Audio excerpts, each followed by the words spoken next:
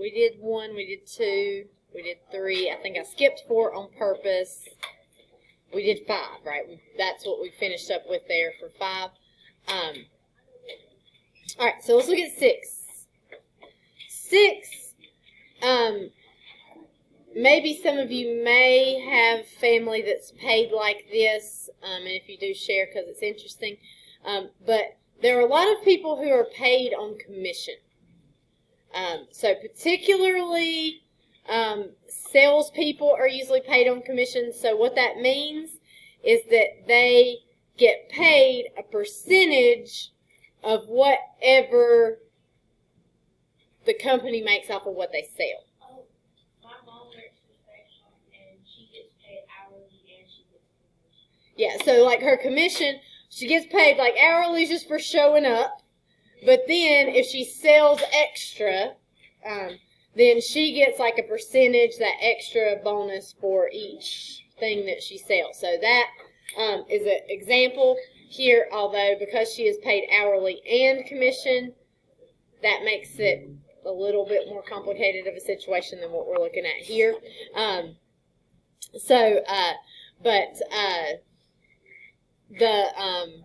Realtors are paid like this.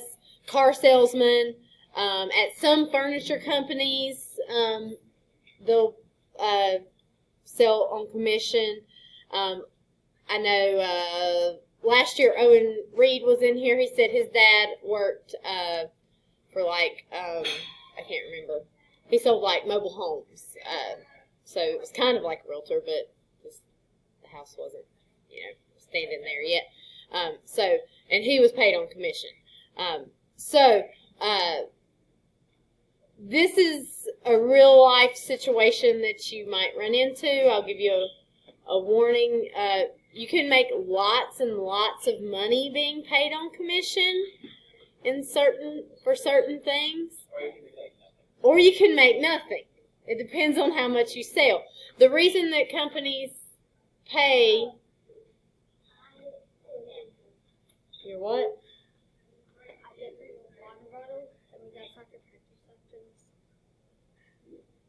Still in the car. Well, I'll come back.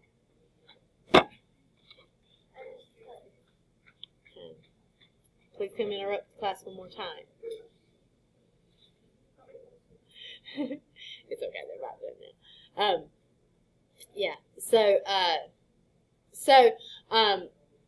You can make lots and lots of money, or you can make nothing at all. So people that work on commission, it encourages them to be a better salesperson, because if they don't sell anything, they don't hardly get paid anything. But sometimes, whenever you do work on commission, there will be times where you sell more and where you sell less. I know that my brother-in-law, he works for D.R. Horton Homes. They build, he works more on like the building end of things, but they build like, in cities, they'll build like big, like subdivisions. So they might build 200 houses in one subdivision. They build all these houses and nobody has bought them yet, and then they sell the houses that are already built.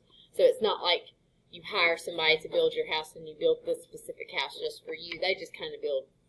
Well, sometimes they do that. Some people might do that like within the subdivision, but like if they don't have anybody doing that, they'll just build these houses and the salespeople sell the houses. So he said like the salespeople at work, like sometimes they will come in and they've bought a brand new Mercedes. And then other times they will come in, same salesperson complaining that they don't have enough money to buy groceries this month. Because they get paid on commission, they spend all of their money, and then on a bad month, then they have nothing. So if you are paid on commission, if you're a good salesperson, you can make lots and lots of money being paid on commission. But you also have to be very careful with your money, how you plan. Because some months, you are probably going to make a lot more money than others, which makes that, whereas if you work for Elkin City Schools, they pay you once a month, every month, except for June and July, where you do not get paid, but you also don't have to work. So you have like a consistent income in most jobs, whereas you don't for this. So, salesman makes 5% commission on the items he sells, plus a $500 salary each month. This month he made $2,000. What is the value of the merchandise that he sold? So, he gets paid 5% of whatever he sells, plus he gets paid $500 just for showing up to work, right?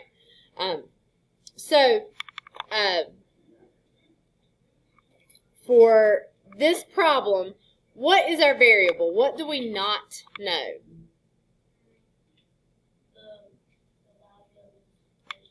Value of the merchandise that he sold, right?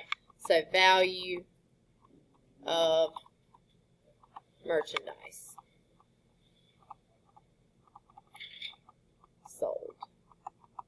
Right. If you look at the question at the end of the problem, that usually tells you what the variable is because it's what they're asking for.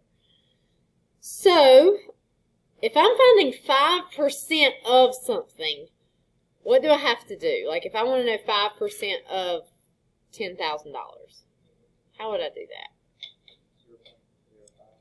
0.05. First thing we need to do is we need to change that percent to a decimal. Then what do I have to do? What?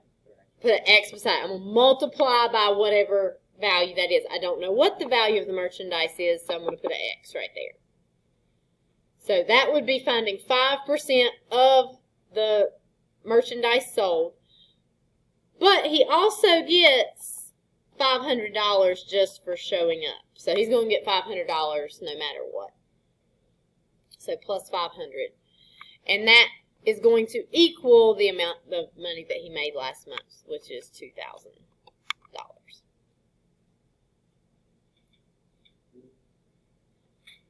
Okay, so we need to solve this equation here. So Lexi, what would I do to solve this? Good.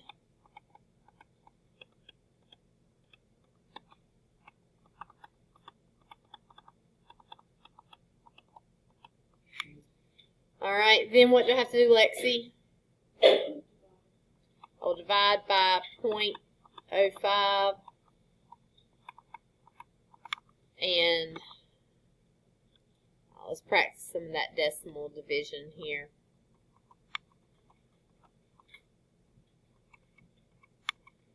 I cannot divide whenever I've got this decimal out front, so what do I have to do with it?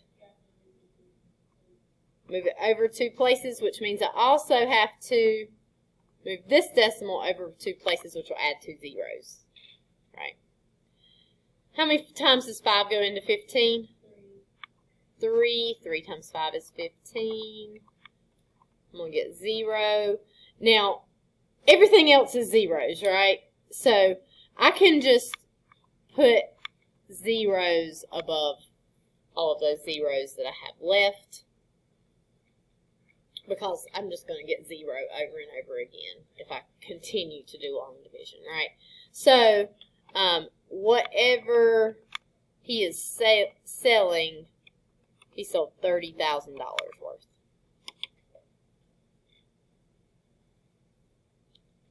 Seems like maybe that wasn't a great month for him. There. Yeah. Because if you think he probably, if he's a car salesman, he's probably not a new car salesman, because that would only be like 1 car all month long. So if he was a new car salesman, he would not be a very good one. Maybe if he's selling used cars and they're all cheap used cars, that might not be that bad. Yeah, if it's a car lot where they sell a lot of cheap used cars that are $2,000, $3,000, $4,000, $5,000, that could be a possibility here. I guess it could probably also be something like furniture or something like that that's not as expensive to begin with. So this is how commission works. You'll take your commission, multiply it by the amount, add. Usually there's like a set salary. It would complicate it if we were talking about the situation like Lania's mom, or she gets paid hourly and then also gets a commission, we'd really have to have like two variables there, because we'd have to know how many hours she worked and we'd have to know how much she sold. So it would be a little bit more complicated if we were dealing with that situation. But there's formulas and equations and all kinds of stuff to come up with that as well. It's just not at the beginning of Math 1 material yet. All right. So a lot of times, a lot of restaurants around here will do this for the school. Mazzini's Italian Restaurant agreed to give EHS 10% of their profits on a given night, plus a $50 donation. The check for Mazzini's was for $240. What was Mazzini's profit for that night? So this, like a lot of times they'll do it at Mazzini's or Speedy Chef or, lots of different places that have those like dine-out nights. So the idea is that it's good for both places, because more people go eat at that restaurant. Usually they do it on like a slow night, like a Tuesday or a Thursday or something. They don't usually do it weekends. So more people will go eat there than normally do, which is good for the restaurant. And then the restaurant will give the school part of the percentage of their profits. So it's kind of a good, like, easy little fundraiser thing to do. Yeah, unless you wanted to go out to eat that night, and then didn't even hurt you either. So it just depends there. But it is helpful here for the school. So if we've got 10% of the profits plus a $50 donation, we know we got a check for $240. What is our variable? What do we not know? The profit. All right. So Elkin gets 10% of the profit. Blakeland, what is 10% as a decimal? 0.1.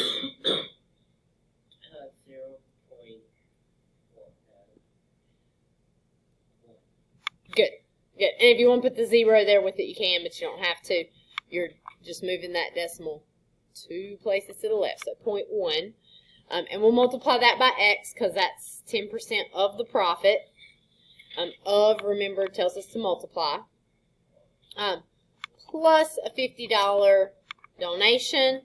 This should give us the total for the check, which was $240. Okay? So, Aiden, tell me how to solve that one.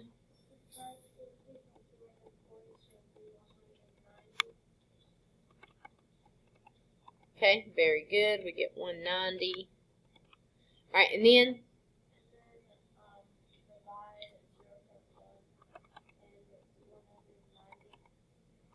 good. And so if we're dividing there, it is like multiplying by 10 there. So 1, 9, 0, 0 is what you're going to get. So $1,900.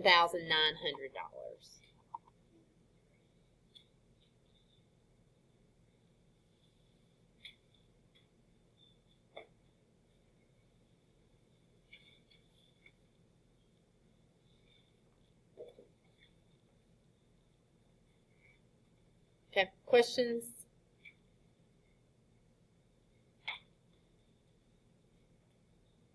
All right, so that finishes up those problems.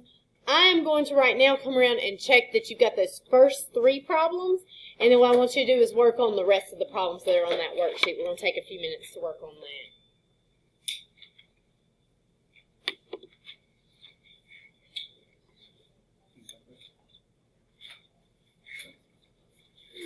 Specific type of problem, and those are consecutive integer problems. And this is just a type of problem that shows up fairly frequently. Textbooks and math teachers, I guess, for a long time have been liking to come up with these types of problems. They are not necessarily a super, like, real-world application sort of problem, although there could be something you could use it for real-world applications.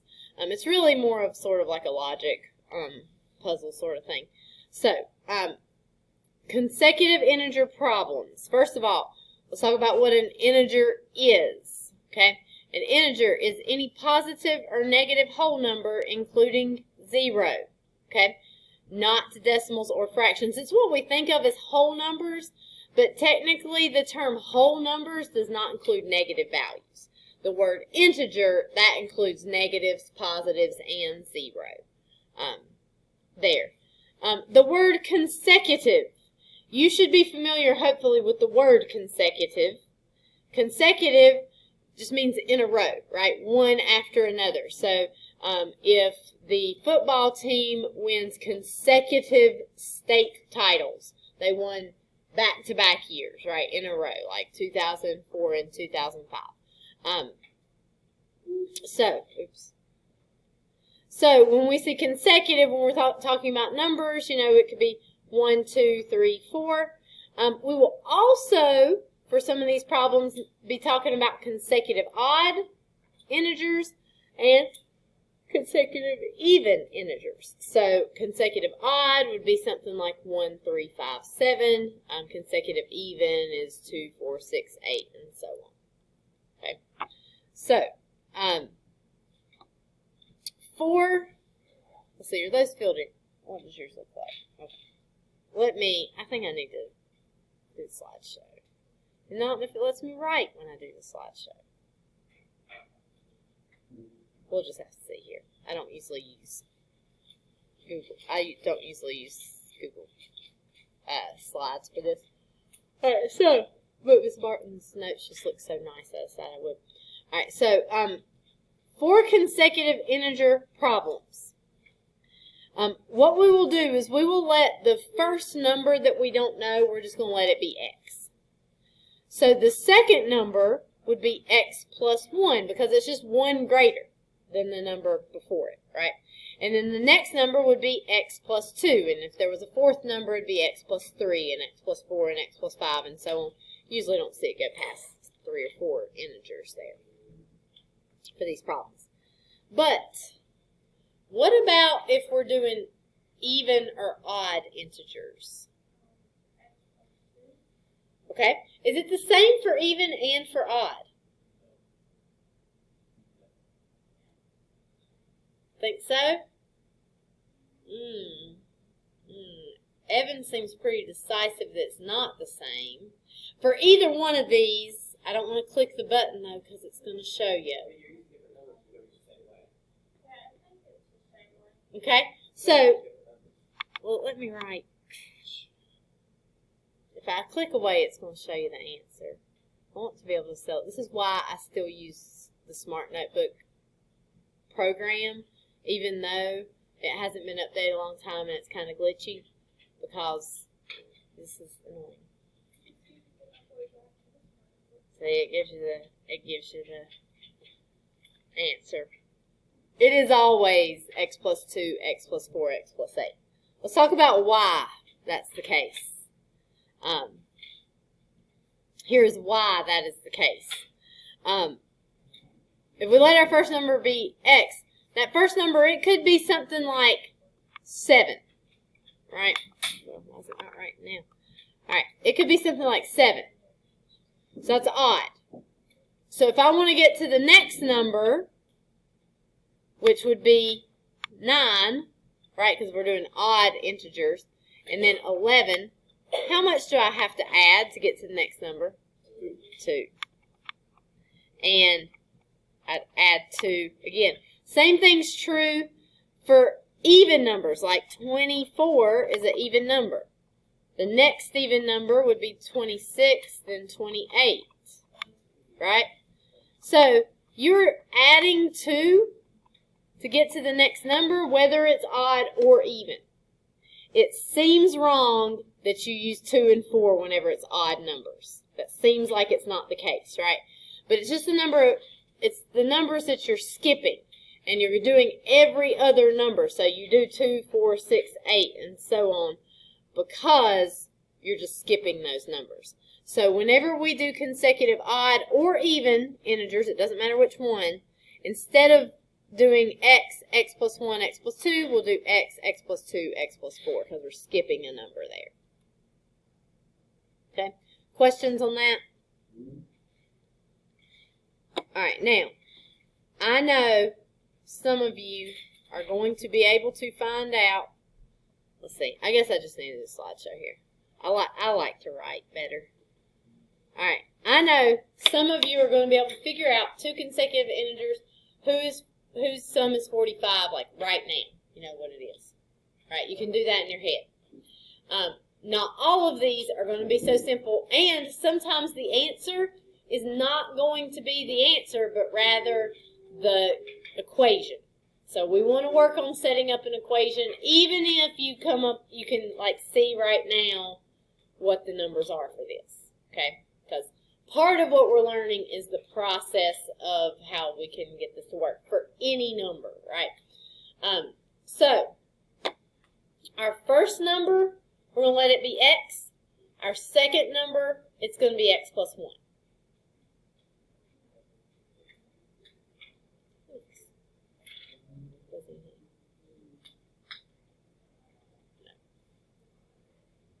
Alright. So, if I have x and x plus 1, I'm finding two consecutive integers whose sum is 45. That means I'm going to take these two numbers, I'm going to add them together, right? So if I add them together, I will get 2x plus 1.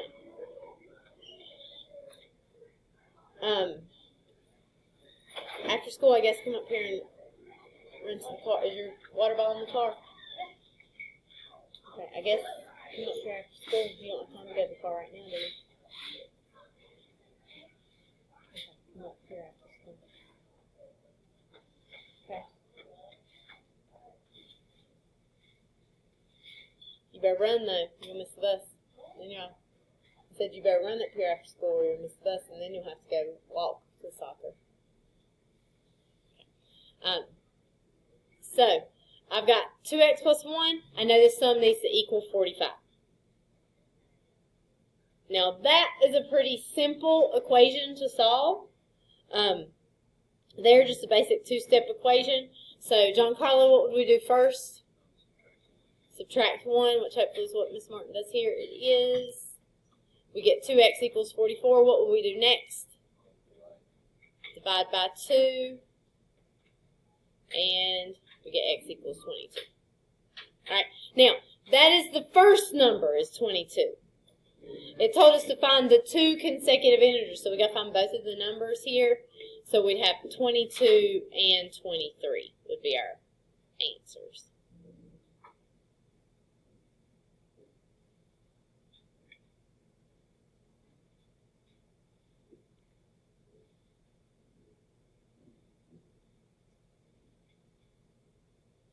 Okay, questions?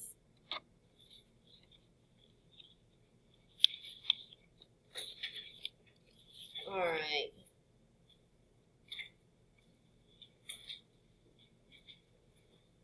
Try this one on your own.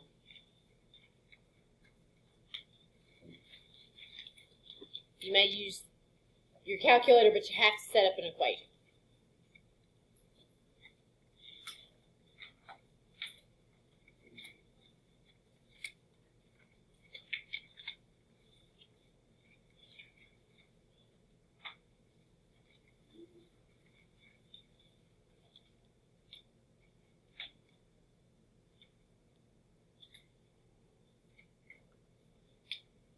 Try this one on your own.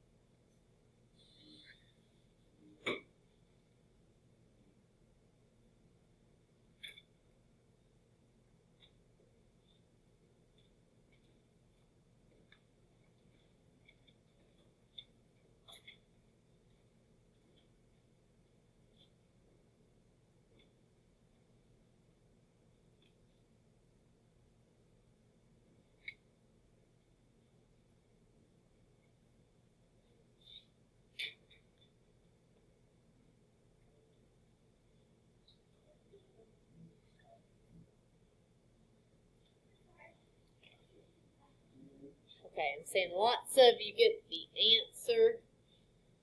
So let's see here. X and x plus 1, once again, we've got two consecutive integers, so this is how we'll set that up.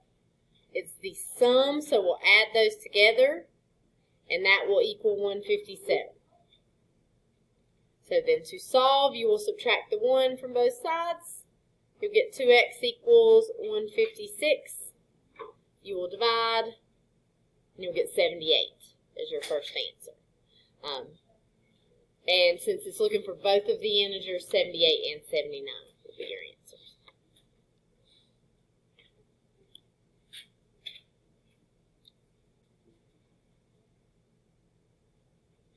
Okay, questions here?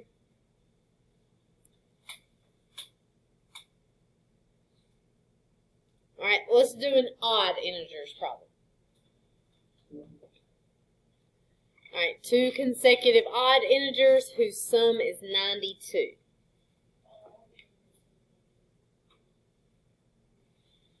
It does, doesn't it? Wonder if, let's see.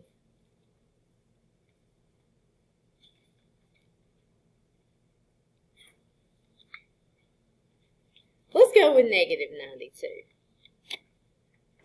Where I'm looking at what Miss Martin probably decided to change this, because I printed out the PDF of this, that if she changed anything on here, it did not change it here, is probably what's happened. So she, for some reason, decided she did not want that negative 92.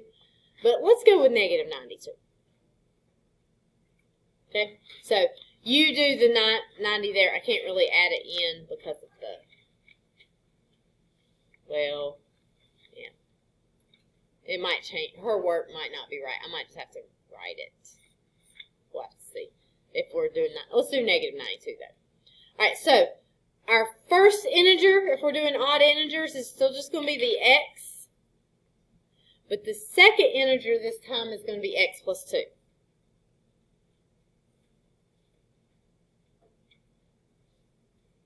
All right, and we're still talking about the sum is negative 92.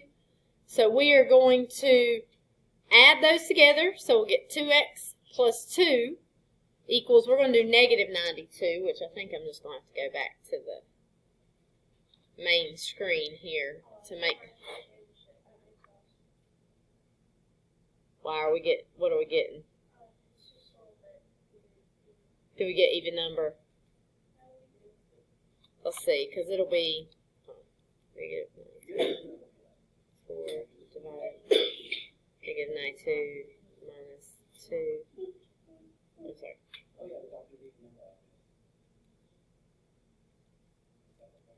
Yeah, that's why she changed. Well, no, you get an odd. Never mind, you're looking for odd. No, you get an odd. I think it's okay. Let's just work through with a negative 92. We might have to scratch it. All right, so if we do negative 92, I'm going to write this over here. So we're not going to do what Miss Martin said because we're going to use that negative 92. 2x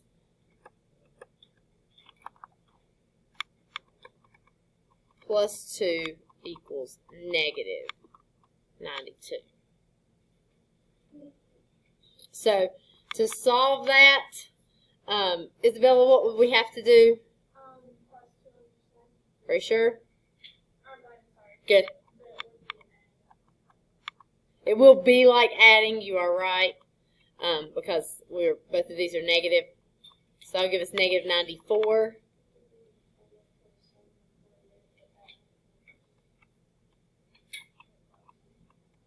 And so we'll get x equals, and you'll get negative 47 here.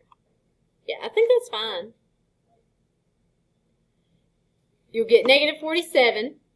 I like there being a negative there. She may have just decided she wanted one more example without negatives before she jumped into this. I like that there's a negative there, so ignore, this stuff right here.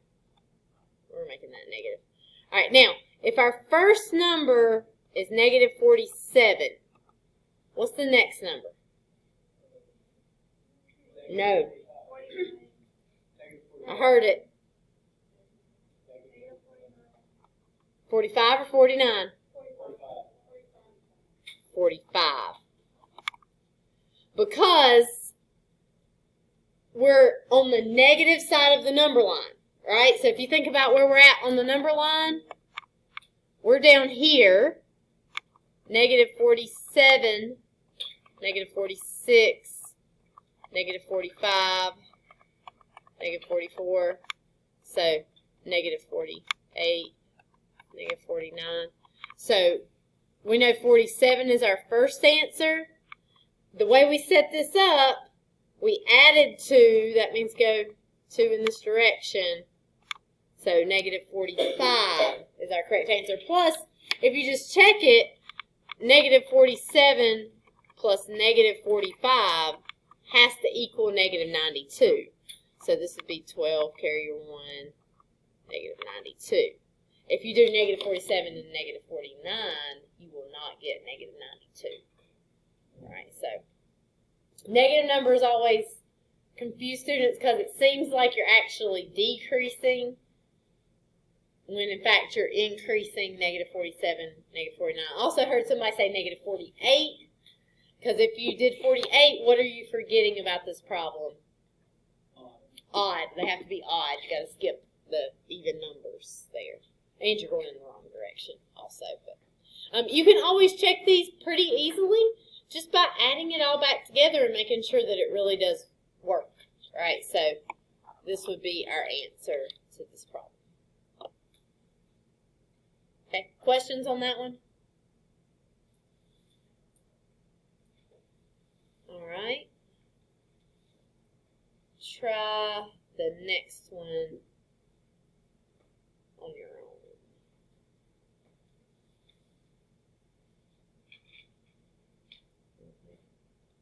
Why is it acting like it's frozen on me? Oh, I know why. Click right there. There we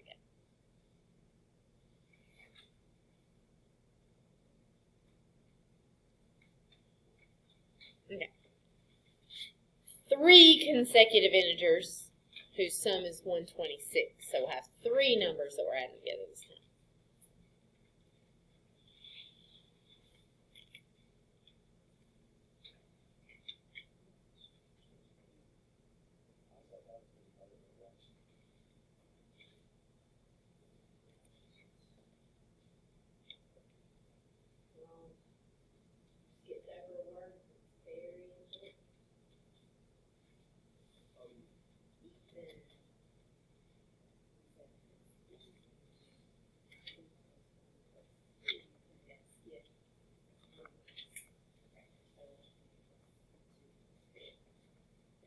Make sure you see that these are even numbers. So when we're doing even numbers, I'll go ahead and show you the first.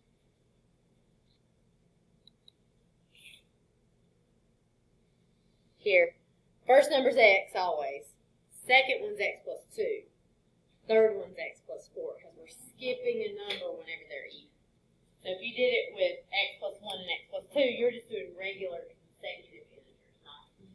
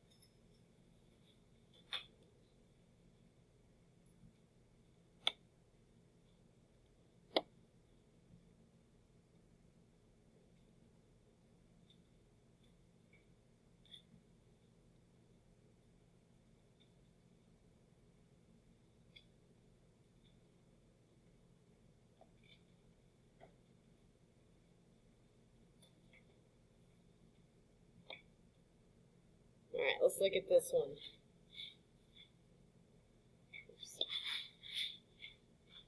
Alright, so even integers, when you add those together, you should get 3x plus 6 equals 126.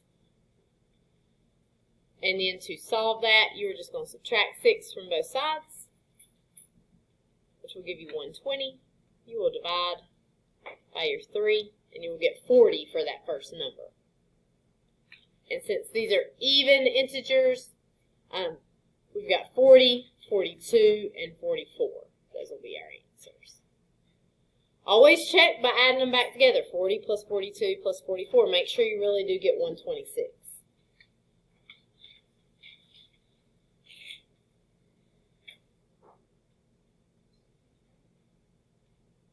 Okay, questions?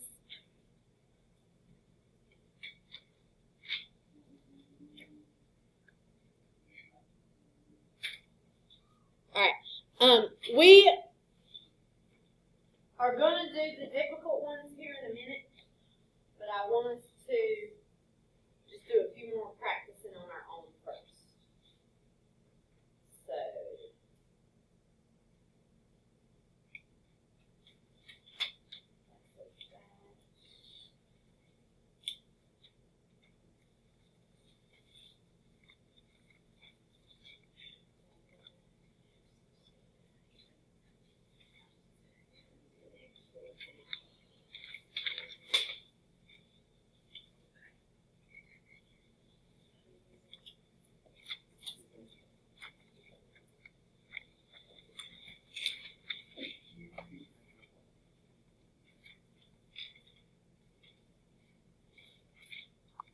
actually, I can make this a little bit bigger.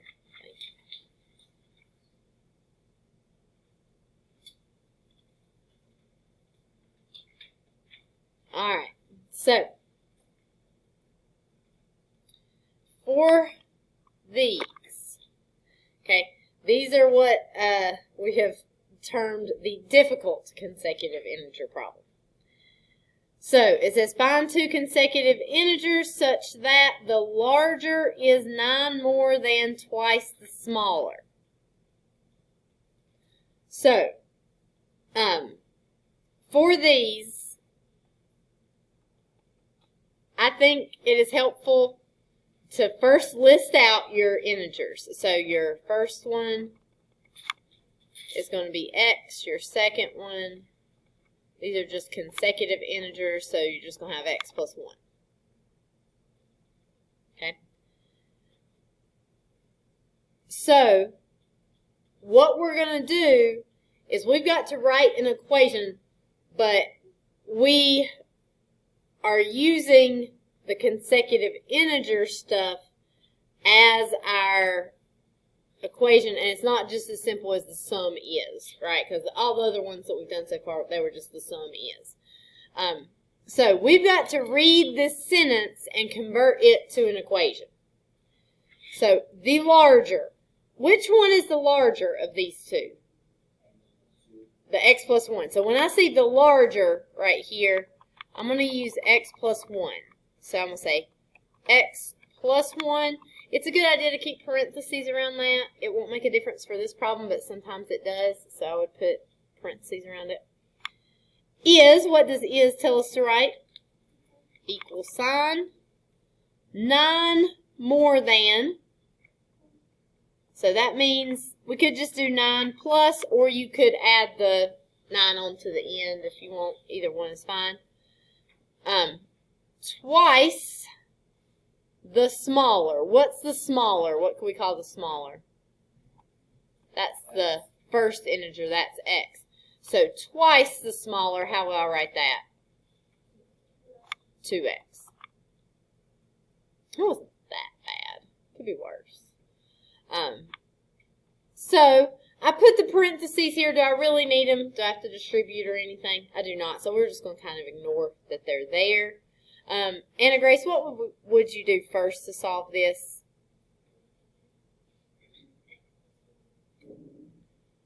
Okay, can we put those together?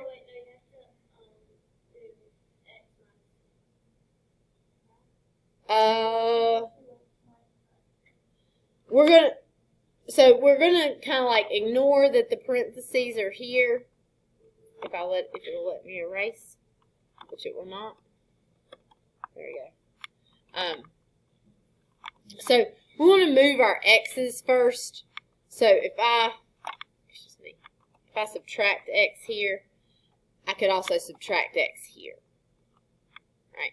So I'll get 1 equals 9 plus x.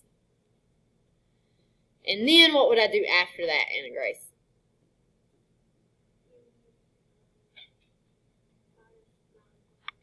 Good. What do I get as the answer for my x? -8 equals x. So my first number is -8. What's the next number? -7. Not -9, but -7, because we're increasing. Whenever you have negative numbers and you're increasing, it actually looks like that.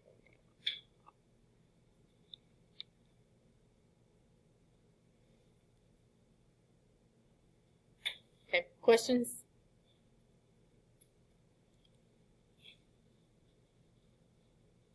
All right. Let's go down to the next one. All right, 3 sisters have ages that are consecutive odd integers. Find the ages if the sum of the age of the youngest and 3 times the age of the oldest is 5 less than 5 times the middle sister's age. These problems just make you want to, like, yeah, scream whenever you see them, right? Because, like, you definitely don't. Sometimes you read something and you're like, oh, yeah, I know exactly what to do. These take some working through. But if you work through them, they can be done. They're not as terrible as they initially seem. So, if we have consecutive odd integers, the youngest child will be the x. The middle will be x plus 2. The oldest will be x plus 4.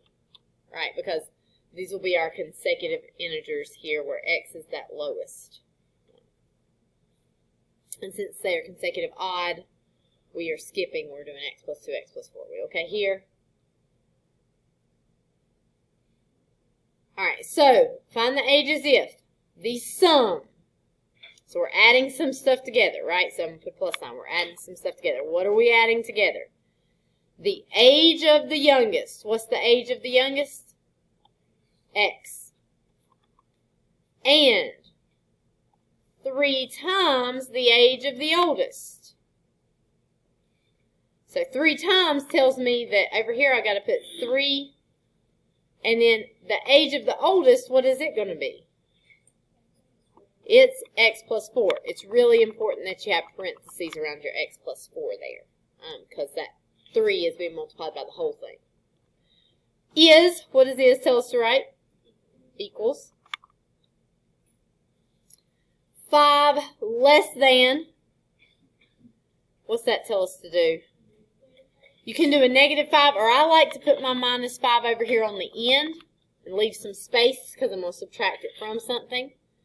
So 5 less than, we've taken care of that. 5 times, so 5 times the middle sister's age. What is the middle sister's age? X.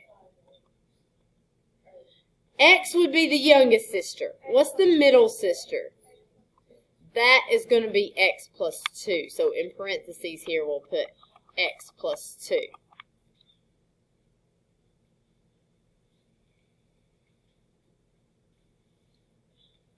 So this sets us up an equation. This is definitely a difficult one, right?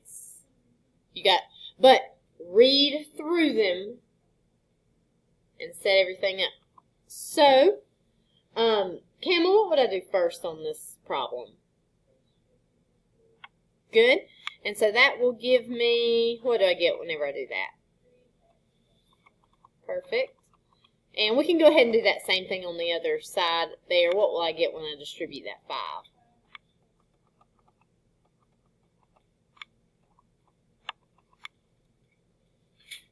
Okay. See, Kaylee, what do I do? next?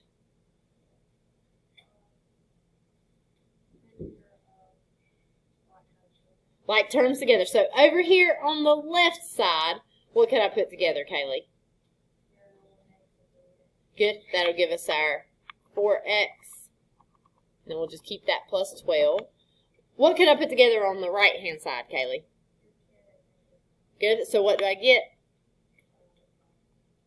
Good. So we got 5x plus 5. Okay, here. All right. Evan, what's next?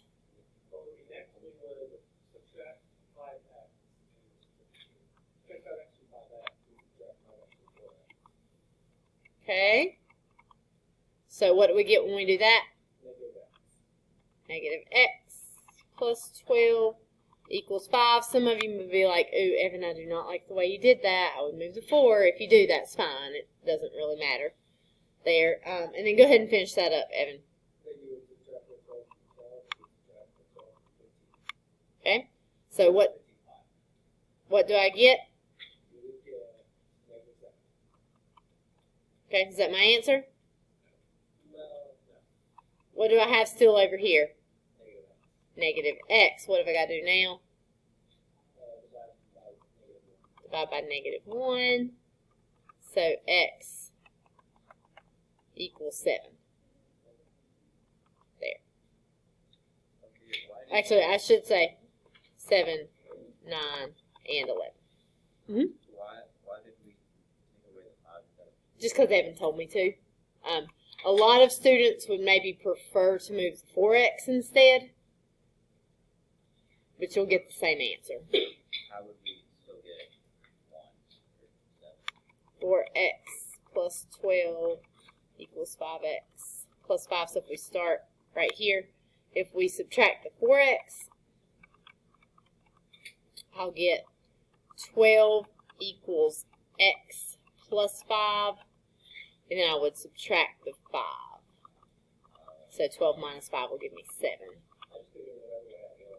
So Evan, some students do like to always keep their x over here on that left-hand side, even if it means a negative. Others don't like negatives. But you can do it either way.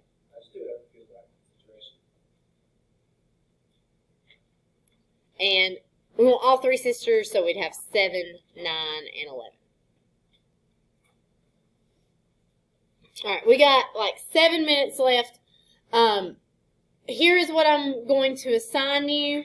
I want you guys to do numbers, what's the front side? That got 6 problems on it.